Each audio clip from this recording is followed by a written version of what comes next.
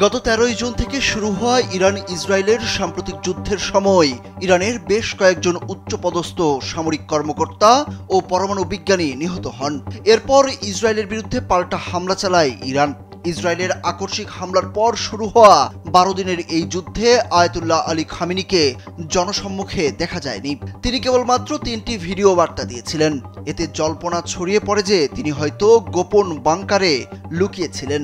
এবার ইসরায়েলের সঙ্গে যুদ্ধের পর প্রথমবারের মতো জনসম্মুখে উপস্থিত হয়েছেন ইরানের সর্বোচ্চ এই নেতা। পবিত্র আশুরার আগের দিন শনিবার তেহরানের একটি মসজিদে আয়োজিত এক ধর্মীয় অনুষ্ঠানে তাকে দেখা যায়। রোববার এক প্রতিবেদনে এই তথ্য জানিয়েছে ব্রিটিশ সংবাদ মাধ্যম বিবিসি। শনিবার খামেনির সরাসরি উপস্থিতি রাষ্ট্রীয় গণমাধ্যমগুলোতে গুরুত্বের সঙ্গে প্রচার করা হয়।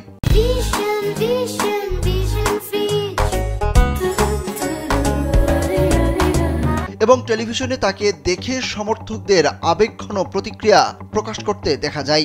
ভিডিওতে দেখা গেছে তিনি প্রবীণ শিয়া ধর্মীয় নেতা মাহমুদ কারিমিকে অনুরোধ করছেন দেশাত্মবোধক গান পরিবেশন করতে, যা সম্প্রতি ইসরায়েলের সঙ্গে সংঘর্ষের সময় বিশেষ জনপ্রিয়তা পেয়েছে।